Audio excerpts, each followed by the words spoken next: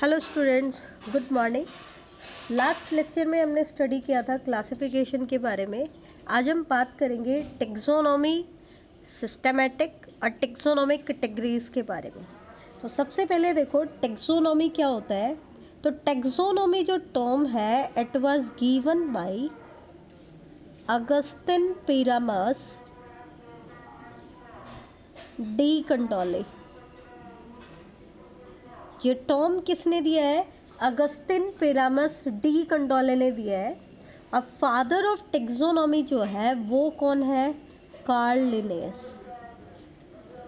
बेटा कई जगह पे आपको कार्ल बोन लिखा मिलेगा, कार्ल बोन लिने, या कई जगह पे कैरोलस लिनेस भी बोलते हैं। तो ये इसी के नाम है, कुछ भी नाम दे दे, आपका जो फादर ऑफ टेक्सोनॉमी है वो कौन है? लिनेस। तो देखो लिनेस का बड़ा कंट्रीब्यूशन है टेक्सोनॉमी के अंदर, ठीक है। लिनेस जो है उसने बाइनोमियल क्लासिफिकेशन सिस्टम भी दिया था, नेचुरल क्लासिफिकेशन सिस्टम भी दिया था, और आपका टेक्सोनॉमी का फादर भी कौन है? कैरोलस लिनेस है। तो ये चीज़ ध्यान रखना, ये इंपॉर्टेंट हो जाता है। अब टेक्सोनॉमी एक्चुअल में होती क्या है? Taxonomy is the study of rules and principles of characterization, identification, nomenclature and classification and nomenclature. That means ये क्या है? Study of rules and principle. हम उन रूल्स और प्रिंसिपल्स की स्टडी करेंगे। किसके बारे में? जो हमें करेक्टराइजेशन करने दे, आइडेंटिफिकेशन करने दे, जिसकी हेल्प से हम ऑर्गेनिज्म को क्लासीफाई कर पाए और उनको नोमेनक्लेट कर पाए। तो ये जो प्रोसेस होता है इसको हम क्या कहते हैं? टेक्सोनॉमी कहते हैं। That means processes that are basic to taxonomy. वो कौन कौन से है? करेक्टराइजेशन नंबर 1 होता है, characterization. Number 2 identification, third classification, और फोर्थ होता है बेटा नॉमेनक्लेचर। एक से ध्यान रखना, टेक्सोनॉमी का फर्स्ट स्टेप क्या होता है? Characterization, second identification, third classification, और फोर्थ स्टेप होता है नोमेनक्लेचर। हम इसके सीक्वेंस को चेंज नहीं कर सकते, ये चीज़ ध्यान रखना। क्यों? क्योंकि सबसे पहले हम किसी भी इंडिविजुअल के कैरेक्टर्स के बारे में बात करते हैं। जैसे अगर मैं आपके सामने मैंगो का प्लांट की फ़ोटो दिखाऊं तो आप तुरंत आइडेंटिफाई कर लोगे कि वो क्या है? Mango plant. कैसे? आपने सबसे पहले क्या किया? उसके कैरेक्टर्स को ऑब्जर्व किया, फिर उसके कैरेक्टर्स के बेसिस पर आपने क्या किया? उसको आइडेंटिफाई किया, ठीक है। तो दैट मीन्स फर्स्ट स्टेप क्या है? कैरेक्टराइजेशन। सेकंड स्टेप क्या है? आइडेंटिफिकेशन। फिर हम क्या करते हैं? उस इंडिविजुअल को क्लासीफाई करते हैं। दैट मीन्स उसकी हम टेक्सोनॉमिक कैटेगरीज के बारे में बताएंगे। और टेक्सोनॉमिक कैटेगरीज जब हम बताते हैं तो हम 2 कैटेगरी भी बताते हैं, जीनस एंड स्पीसीज। और जब हमें जीनस और स्पीसीज के बारे में पता चल जाता है तो दैट मीन्स हम क्या बना लेते हैं? उसका बायोलॉजिकल नेम बना लेते हैं। तो क्लासिफिकेशन होने के बाद आपका क्या आएगा? नॉमेनक्लेचर आएगा। तो ये 4 स्टेप है which are basic to taxonomy. Number 1 characterization, second identification, third classification, और फोर्थ नोमेनक्लेचर। अगर पूछ ले कोई name the first step of taxonomy, तो फर्स्ट स्टेप क्या आएगा बेटा? आपका कैरेक्टराइजेशन आएगा। क्या आएगा? कैरेक्टराइजेशन। अब एक और वर्ड आता है सिस्टेमैटिक। सिस्टेमैटिक क्या होता है? एक्चुअल में सिस्टेमैटिक टेक्सोनॉमी का ही एक्सपेंडेड फॉर्म है। कैसे? अगर टेक्सोनॉमी में हम फाइलोजेनी को और ऐड कर दें, क्या कर दें? फाइलोजेनी को। सिंपल टर्म्स में समझने की कोशिश करना। सिस्टेमैटिक क्या है? टेक्सोनॉमी प्लस फाइलोजेनी, वो क्या कहलाती है? सिस्टेमैटिक। मतलब टेक्सोनॉमी में जो हमने डिस्क्रिप्शन दी कैरेक्टराइजेशन, आइडेंटिफिकेशन, क्लासिफिकेशन और नॉमेनक्लेचर।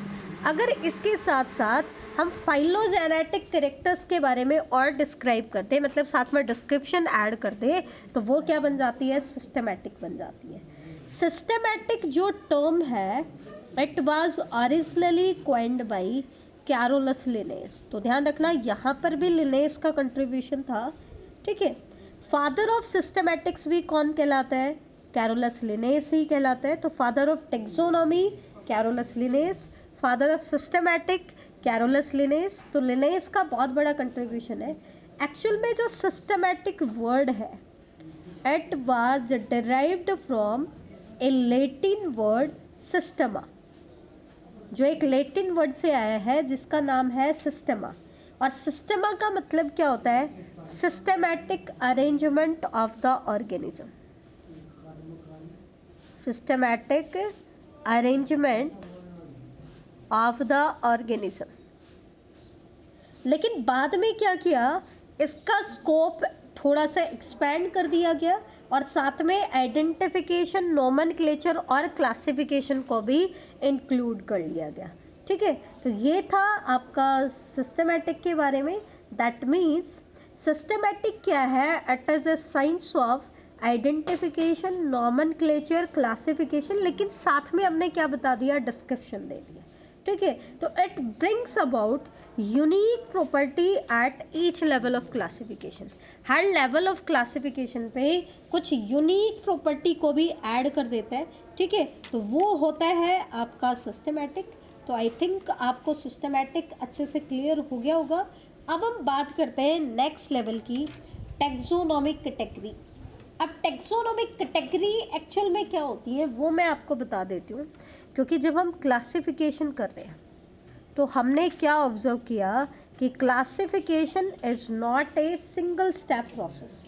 वो एक सिंगल स्टेप प्रोसेस नहीं है, इसमें बहुत सारे स्टेप्स होते हैं। दैट मीन्स एक हायरार्ची ऑफ स्टेप्स होती है, ठीक है, जिसमें हर स्टेप को हम क्या कहते हैं? कैटेगरी कहते हैं। Each step is called category और रैंक, ठीक है। इसका मतलब कैटेगरी क्या है? यूनिट ऑफ क्लासिफिकेशन है।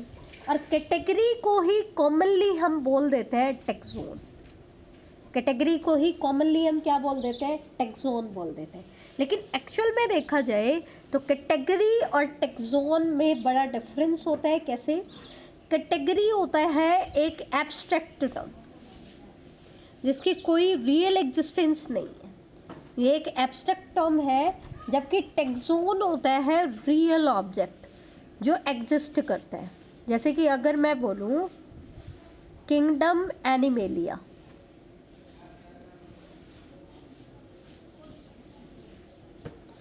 क्लास मैमेलिया,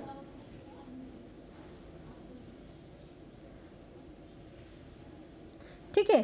तो इसमें ध्यान से देखना, क्या किंगडम नाम की कोई चीज़ एग्जिस्ट करती है या क्लास नाम की कोई चीज़ एग्जिस्ट करती है? नहीं।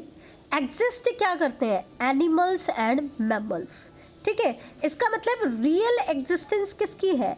एनिमल्स और मैमल्स की। तो ये वर्ड तो क्या कहलाएंगे? टैक्सोन कहलाएंगे। और जो किंगडम और क्लास है इनकी रियल एग्जिस्टेंस नहीं है, ये एब्स्ट्रैक्ट टर्म है। तो इन वर्ड्स को हम क्या कहेंगे? कैटेगरी। क्या बोलेंगे? कैटेगरी, ठीक है। तो ये था आपका कैटेगरी और टैक्सोन का डिफरेंस। अब हम बात करते हैं टैक्सोनॉमिक कैटेगरीज की। अब क्योंकि कैटेगरी ओवरऑल जो आपका क्लासिफिकेशन सिस्टम होता है, टैक्सोनॉमी होती है, उसका एक पार्ट है, तो इसलिए इसको हम टैक्सोनॉमिक कैटेगरी भी बोलते हैं, ठीक है। टैक्सोनॉमिक कैटेगरीज की जब हम बात करें तो टोटल 7 ऑब्लिगेट कैटेगरीज बताई हैं। कितनी ऑब्लिगेट? ऑब्लिगेट का मतलब है कंपलसरी, मतलब कोई भी क्लासिफिकेशन सिस्टम हम देंगे तो उसमें कम से कम ये 7 कैटेगरीज तो हमें बतानी ही बतानी है। और वो 7 कैटेगरीज, ऑब्लिगेट कैटेगरीज कौन कौन सी होती है? Kingdom, phylum, class, order. Phylum के लेवल पे ही एक और वर्ड होता है डिवीज़न। एक्चुअल में क्या होता है, फाइलम होता है एनिमल्स के लिए, और प्लांट्स में उसी लेवल पे हम यूज़ करते हैं डिवीज़न, क्लास, ऑर्डर, इसके अलावा फैमिली, जीनस एंड स्पीशीज। तो ये आप 7 कैटेगरीज के बारे में हमने बात की, किंगडम, फाइलम या division, class, order, family, genus and species. Actual में क्या था, ये 7 कैटेगरीज में से सबसे पहले 5 कैटेगरीज आई जो कि आपकी लिनेस ने दी थी। बेटा देखो, लिनेस का बहुत ज़्यादा कंट्रीब्यूशन आ रहा है टेक्सोनॉमी, सिस्टमैटिक और क्लासिफिकेशन के अंदर। 2 कैटेगरीज को बाद में ऐड किया गया, और वो 2 कैटेगरी कौन सी थी, फाइलम या इसी लेवल पे था डिवीज़न। तो एक तो कैटेगरी ये होगी फाइलम या डिवीज़न वाली, और दूसरी कैटेगरी थी फैमिली, फै साउंड वाली जो दोनों है, फाइलम और फैमिली। ये 2 कैटेगरीज को बाद में ऐड किया गया है। सबसे पहले 5 कैटेगरी दी गई थी, बाकी की 5 जो आपकी बच गई है वो 5 कैटेगरी लिनेस ने दी थी, 2 कैटेगरीज को बाद में ऐड किया गया। अब आता है टेक्सोनॉमिक हायरार्की। हायरार्की क्या होता है, एक्चुअल में ये जो टेक्सोनॉमिक कैटेगरीज होती है इनको एक पर्टिकुलर सिस्टम में हम अरेंज करते हैं, या तो असेंडिंग ऑर्डर में या डिसेंडिंग ऑर्डर में। तो इनकी ये जो पर्टिकुलर अरेंजमेंट होती है, इस अरेंजमेंट को हम कहते हैं हायरार्की। ठीक है, तो डिसेंडिंग ऑर्डर की अगर हम बात करें तो सबसे हाईएस्ट कैटेगरी होती है किंगडम। डिसेंडिंग का मतलब है हम हाईएस्ट टू लोवेस्ट जाएंगे, और सबसे लोवेस्ट कैटेगरी है आपकी स्पीशीज। तो हाईएस्ट कैटेगरी है किंगडम और लोवेस्ट कैटेगरी है आपकी स्पीशीज। तो अगर हम किंगडम से जाएं फाइलम या डिवीज़न, फिर क्लास हम बताएं, उसके बाद ऑर्डर, उसके बाद फैमिली, नेक्स्ट जीनस, और लास्टली हम स्पीशीज बताएं। तो ये तो होता है डिसेंडिंग ऑर्डर। और अगर हम असेंडिंग ऑर्डर की बात करें तो सबसे पहले हम क्या बताएंगे, स्पीशीज, सबसे छोटा लेवल सबसे पहले बताएंगे, उसके बाद उससे बड़ा जीनस, उसके बाद फैमिली, नेक्स्ट ऑर्डर, इसके बाद class, then phylum and division, और लास्टली हम बोलेंगे सबसे हाईएस्ट कैटेगरी के बारे में, दैट इज़ किंगडम। तो ये 2 तरीके से हमने इनको अरेंज कर दिया, असेंडिंग ऑर्डर या डिसेंडिंग। इसमें एक चीज़ ध्यान रखना, हाईएस्ट टेक्सोनॉमिक कैटेगरी कौन सी है, किंगडम, और लोवेस्ट टेक्सोनॉमिक कैटेगरी कौन सी है, स्पीशीज। ये चीज़ आप ध्यान रखना। अब इन कैटेगरीज के लिए हम एक बार सफिक्स के बारे में और बात कर लेते हैं। सफिक्स क्या होता है कि सफिक्स वो पार्ट होता है लेटर्स का जो किसी वर्ड के एंड में लगता है। तो आइडेंटिफिकेशन के लिए कुछ सफिक्स बनाए गए हैं। अगर हम बात करें फैमिली की, तो फैमिली में प्लांट्स के लिए सफिक्स होता है AC, ACEAE। आप किसी भी फैमिली का प्लांट में एग्जाम्पल देखोगे तो मोस्टली आपको AC सफिक्स मिलता है। जैसे कि मैं एग्जाम्पल दूं, सोलन AC, ठीक है, फैब AC, लिली AC। तो इसमें आपको एंड में क्या दिखाई देता है, AC सफिक्स दिखाई देता है। इसी तरीके से अगर हम एनिमल्स की बात करें तो एनिमल्स की फैमिली के लिए सफिक्स होता है IDE, IDAE। जैसे कि कैनिडे, फैलिडे। तो आपको इनके एंड में एक सफिक्स मिलेगा IDE। ठीक है, थर्ड आते नेक्स्ट कैटेगरी की अगर हम बात करें ऑर्डर, तो ऑर्डर में प्लांट्स के लिए सफिक्स होता है Polemoniales, that means else suffix होता है। एग्जाम्पल मैंने बता दिया, क्या बताया, पॉलीमोनियल्स, सैपिंडेल्स। ठीक है, तो एल्स सफिक्स आपका लगता है प्लांट्स के केस में। एनिमल्स की अगर हम बात करें तो एनिमल्स में ऑर्डर के लिए सफिक्स कोई फिक्स नहीं है, नॉट फिक्स। जैसे हम कहीं पे बोल रहे हैं कार्निवोरा, प्राइमेटा, ये क्या है, आपके ऑर्डर है। तो यहाँ पर हमें कोई पर्टिकुलर सफिक्स फिक्स नहीं लग रहा है। तो एनिमल्स के लिए कोई सफिक्स ऑर्डर के लिए फिक्स नहीं है। नेक्स्ट हम बात करते हैं क्लास के लिए। तो क्लास में भी प्लांट्स के लिए तो सफिक्स फिक्स होता है, या तो हम सफिक्स यूज़ करते हैं फाइसी या ऑप्सीडा, या फिर आपको सफिक्स मिलेगा ए ई। जैसे कि एक एक का एग्जांपल मैं दे दूं, जैसे एल्गी में हम क्लासिफाई करते हैं क्लोरोफाइसी, ग्रीन एल्गी को हम कहते हैं, फेयोफाइसी, रोहोडोफाइसी। तो फाइसी क्या आ जाता है, सफिक्स आ जाता है। ब्रायोफाइट को हम फिर डिवाइड करते हैं ब्रायोप्सीडा, हिपैटिकोप्सीडा। तो यहाँ पे आपको सफिक्स देखने को मिलता है ऑप्सीडा।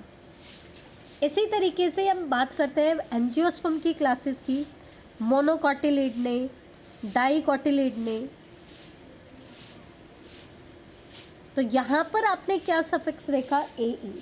तो या तो फाइसी सफिक्स होता है या ऑप्सीडा या ए ई। जबकि एनिमल्स के लिए अगर हम क्लास के लिए सफिक्स देखें तो इट इज़ नॉट फिक्स्ड। ठीक है, जैसे मेमेलिया, इंसेक्टा, तो कोई पर्टिकुलर सफिक्स फिक्स नहीं है। नेक्स्ट हम बात करें डिवीज़न, और इसी लेवल पे एनिमल्स में आता है फाइलम। तो डिवीज़न की अगर हम बात करें तो प्लांट्स के लिए सफिक्स फिक्स है, क्योंकि डिवीज़न तो प्लांट्स में ही होता है, फाइटा। जैसे टेरिडोफाइटा, ब्रायोफाइटा, थैलोफाइटा। तो फाइटा वर्ड क्या आता है, सफिक्स आता है। सिमिलरली फाइलम के लिए अगर हम बात करें तो उनके लिए फिक्स नहीं है। जैसे हम बोलते हैं पॉरीफेरा, सीलेंट्रेटा, प्लेटीएल्मिंथीज। तो कोई पर्टिकुलर सफिक्स इनके लिए फिक्स नहीं होता है। अब हम बात कर लेते हैं रिजल्ट्स के बारे में कि क्या रिजल्ट हमारा आएगा। तो देखो कंक्लूज़न क्या निकाला है हमने, टेक्सोनोमिक हायरार्ची से हमने क्या कंक्लूज़न निकाला है। वो कंक्लूज़न बड़ा इंपॉर्टेंट है जो आपको याद होना चाहिए। तो एक से ध्यान रखना, इसके लिए मैं आपको सबसे पहले बता देती हूँ स्पीसीज़ के बारे में। स्पीसीज़ क्या होता है बेटा, सबसे लोवेस्ट कैटेगरी है, लोवेस्ट कैटेगरी है हमारी।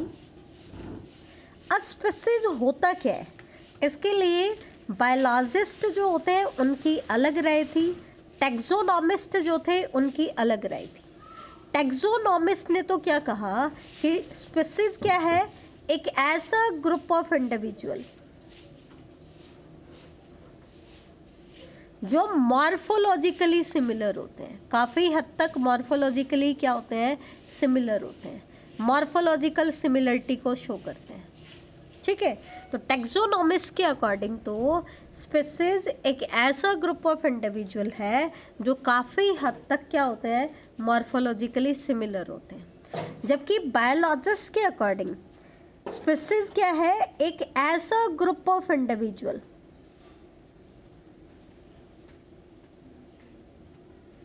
which can breed freely, which can breed freely and produce fertile offspring।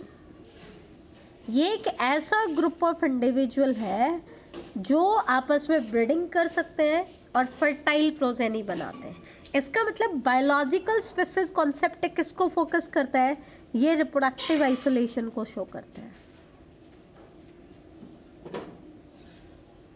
That means एक ही स्पीसीज के जो मेंबर्स हैं वो आपस में रिप्रोडक्शन कर सकते हैं, ब्रीडिंग कर सकते हैं, फ्रीली ब्रीड कर सकते हैं। हालांकि कुछ एक्सेप्शंस यहाँ पर है, कई बार स्पीसीज बैरियर टूट जाता है और डिफरेंट स्पीसीज के बीच में भी मैटिंग हो जाती है। जैसे हमने देखा म्यूल बनाने में, लाइगर बनाने में, टाइगर बनाने में। ठीक है, तो म्यूल, लाइगर और टाइगर, इसमें क्या होता है, अलग अलग स्पीसीज के बीच में मैटिंग की जाती है। तो यहाँ पर species breakdown, species barrier breakdown हो जाता है। हालांकि इनके केस में प्रोजेनी मे बी फर्टाइल और मे बी स्टेराइल। जैसे म्यूल के केस में क्या होता है, स्टेराइल प्रोजेनी बनती है। ठीक है, तो वो स्टेराइल होते हैं, लेकिन कुछ केसेस में स्टेराइल हो सकते हैं, कुछ में क्या हो सकते हैं, फर्टाइल हो सकते हैं। तो उनको अगर हम छोड़ दें तो बाकी हम क्या कहते हैं कि स्पीसीज एक ऐसा ग्रुप ऑफ इंडिविजुअल है जिसके मेंबर फ्रीली ब्रीड कर सकते हैं और फर्टाइल ऑफस्प्रिंग बना सकते हैं। लेकिन टैक्सोनॉमिस्ट क्या कहते हैं, ये एक ऐसा ग्रुप ऑफ इंडिविजुअल है जो काफ़ी हद तक मॉर्फोलॉजिकली सिमिलर है।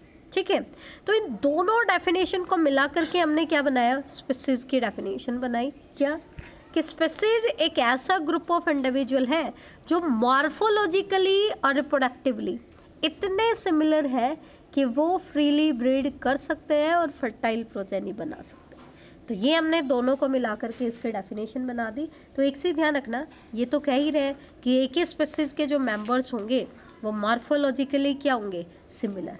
अब हम कंक्लूजन पे आ जाते हैं। कंक्लूजन में हम दो चीज़ों के बेस पर कंपैरिजन करते हैं। एक तो नंबर ऑफ कॉमन कैरेक्टर के बेस पर, कॉमन कैरेक्टर के बेस पर कि कॉमन कैरेक्टर कितने हैं उसके बेस पर हम कैटेगराइज करते हैं। और दूसरा हम बात करते हैं नंबर ऑफ इंडिविजुअल्स के बेस पर। तो नंबर ऑफ कॉमन कैरेक्टर में तो हमने बात की कि सबसे ज़्यादा कॉमन कैरेक्टर किस में होंगे, एक ही स्पीसीज के मेंबर्स में। ठीक है, सबसे ज़्यादा कॉमन कैरेक्टर किस में होंगे, एक ही स्पीसीज के मेंबर में होंगे, क्योंकि वो मॉर्फोलॉजिकली और रिप्रोडक्टिवली इतने सिमिलर हैं कि वो फ्रीली ब्रीड करते हैं।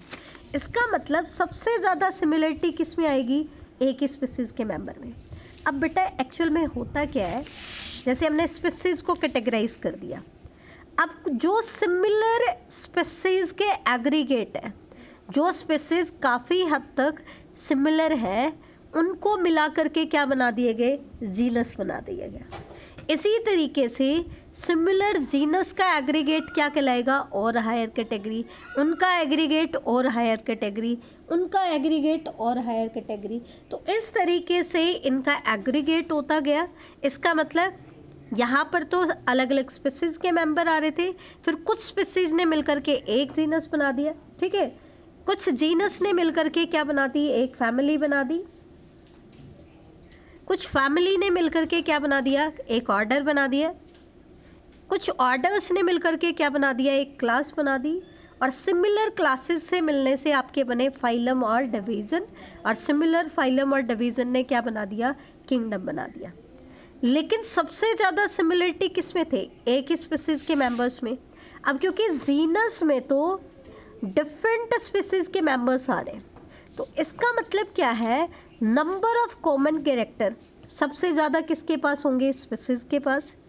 जीनस में जाओगे तो नंबर ऑफ कॉमन कैरेक्टर और ज़्यादा रिड्यूस हो जाएंगे, और हायर कैटेगरी में जाओगे तो नंबर ऑफ कॉमन और ज़्यादा रिड्यूस हो जाएंगे, और हायर में जाओगे तो नंबर ऑफ कॉमन कैरेक्टर और ज़्यादा रिड्यूस हो जाएंगे। इसका मतलब क्या है, जब हम लोअर टू हायर कैटेगरी में जाते हैं तो नंबर ऑफ कॉमन कैरेक्टर तो डिक्रीज होते हैं, और अगर हम हायर टू लोअर कैटेगरी में जाएंगे तो नंबर ऑफ कॉमन कैरेक्टर क्या होंगे, इंक्रीज होंगे। ये चीज़ आप कंक्लूजन ध्यान रखना कि नंबर ऑफ कॉमन कैरेक्टर जब हम स्पीसीज से किंगडम में जाते हैं तो डिक्रीज होते हैं, और किंगडम से स्पीसीज की तरफ आते हैं तो इंक्रीज होते हैं। लेकिन नंबर ऑफ इंडिविजुअल्स की बात करें तो स्पीसीज एक ही स्पीसीज के मेंबर है, फिर कुछ स्पीसीज को मिलाकर के क्या बना दिया गया, जीनस, कुछ जीनस को मिलाकर के और हायर कैटेगरी। दैट मीन्स जैसे जैसे हम लोअर टू हायर कैटेगरी की तरफ जाएंगे नंबर ऑफ इंडिविजुअल्स इंक्रीज होगा, और अगर हम हायर टू लोअर कैटेगरी आएंगे तो नंबर ऑफ इंडिविजुअल्स क्या हो जाएंगे, कम हो जाएंगे। अब इससे हमने क्या कंक्लूजन निकाला, सबसे मेन चीज़ ध्यान देना, नंबर ऑफ कॉमन कैरेक्टर। अब जो भी हम क्लासिफिकेशन करते हैं वो हम करते हैं सिमिलरिटी और डिसिमिलरिटी के बेस पे। लेकिन कौन सी कैटेगरी को बनाना ज़्यादा डिफ़िकल्ट होगा, जितना हम हायर कैटेगरी की तरफ जाएंगे उतना हमें कॉमन कैरेक्टर्स क्या मिलेंगे, कम। अब कॉमन कैरेक्टर्स कम मिलेंगे तो उनको क्लासिफाई करना उतना ही डिफ़िकल्ट होता जाएगा। दैट मीन्स किसी ऑर्गेनिज्म की स्पीसीज बताना बहुत आसान है, लेकिन जीनस बताना हो तो थोड़ी डिफ़िकल्टी आएगी क्योंकि नंबर ऑफ कॉमन कैरेक्टर कम होगी, और हायर बताना हो तो जैसे जैसे हायर कैटेगरी को आप बताते जाओगे डिफ़िकल्टी क्या होती जाएगी, बढ़ती जाएगी। ठीक है, तो ये आता है आपका conclusion from hierarchy of taxonomic categories. ठीक है, एक चीज़ ध्यान रखना, मैंने यहाँ पे क्या बताया, स्पीसीज क्या है, सबसे लोवेस्ट कैटेगरी है। सिमिलर स्पीसीज एग्रीगेट होकर के क्या बनाएंगी, जीनस बनाएंगी। ठीक है, सिमिलर जीनस एग्रीगेट होकर के क्या बनाएंगे, फैमिली। सिमिलरली सिमिलर फैमिली मिलकर के क्या बनाएंगी, ऑर्डर। सिमिलर ऑर्डर्स मिलकर के क्या बनाएंगे, क्लास। एक चीज़ ध्यान रखना, फैमिली के बारे में एक चीज़ इम्पॉर्टेंट है, ये एक ऐसी टेक्सोनॉमिक कैटेगरी है which is based on both vegetative and reproductive character. ध्यान रखना, हम कोई भी बोटेनिकल गार्डन में जाते हैं तो वहाँ पर प्लांट्स की आपकी फैमिली ज़रूर मेंशन होती है, क्योंकि ये एक ऐसी टेक्सोनॉमिक कैटेगरी है which is based on both vegetative and reproductive character. ठीक है, जबकि ज़्यादातर के अंदर हम क्या करते हैं, रिप्रोडक्टिव कैरेक्टर्स को ज़्यादा वेटेज देते हैं। तो ये चीज़ आप ध्यान रखना। ये आपका इंट्रोडक्टरी पार्ट डाइवर्सिटी का कंप्लीट हो गया है। नेक्स्ट लेक्चर में फिर हम स्टार्ट करेंगे बेटा अपने किंगडम से, मोनारा किंगडम से। थैंक यू बेटा।